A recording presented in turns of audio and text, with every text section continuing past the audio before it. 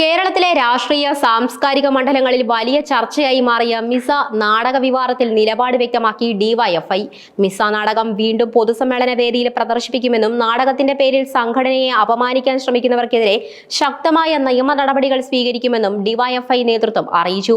കലാവിഷ്കാര സ്വാതന്ത്ര്യത്തിന് മേലുള്ള കടന്നുകയറ്റവും സൈബർ ഇടങ്ങളിലെ ദുഷ്പ്രചാരണങ്ങളും അനുവദിച്ചു നൽകില്ലെന്ന മുന്നറിയിപ്പോടെയാണ് നാളെ വീണ്ടും നാടകം പൊതുവേദിയിൽ പ്രദർശിപ്പിക്കാൻ തീരുമാനിച്ചിരിക്കുന്നത്.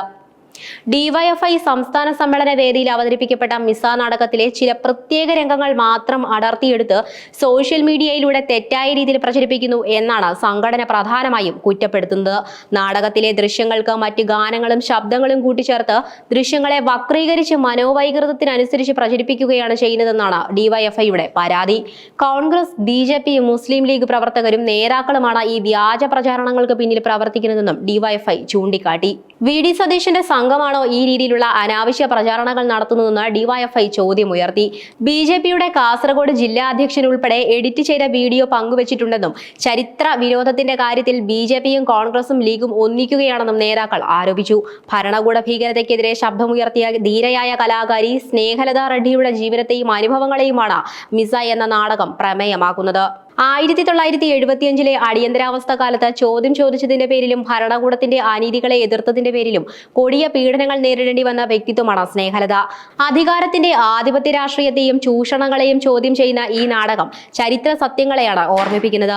നേരത്തെ കോട്ടയത്ത് വെച്ച് നടന്ന സർവകലാശാല കലോത്സവത്തിൽ സ്നേഹലത റെഡ്ഡിയുടെ മകൾ നന്ദന റെഡ്ഡി പങ്കെടുത്തപ്പോൾ കോൺഗ്രസ് ഉയർത്തിയ എതിർപ്പുകളെ മട്ടന്നൂർ MLA-യും ഡിവൈഎഫ്ഐ സംസ്ഥാന സെക്രട്ടറിയുമായ VK സനോജ് ചൂണ്ടിക്കാണിച്ചിരുന്നു.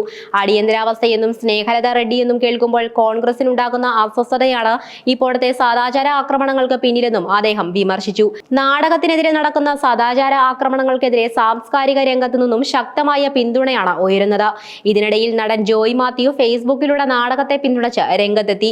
ലോകം മാറുന്നതിനൊപ്പം കലാരൂപങ്ങളിലും മാറ്റങ്ങൾ വരും. ഇത് മനസ്സിലാക്കാൻ കഴിയാത്ത കപട സദാചാരവാദികളാണ് ബഹളമുണ്ടാക്കുന്നത്. നാടകത്തെ അതിന്റെ സമഗ്രതയിൽ ആസ്വദിക്കാൻ കഴിയാത്ത ലൈംഗിക ദാരിദ്ര്യം അനുഭവിക്കുന്നവരാണ് ഇത്തരം വിമർശനങ്ങൾക്ക് പിന്നിൽ.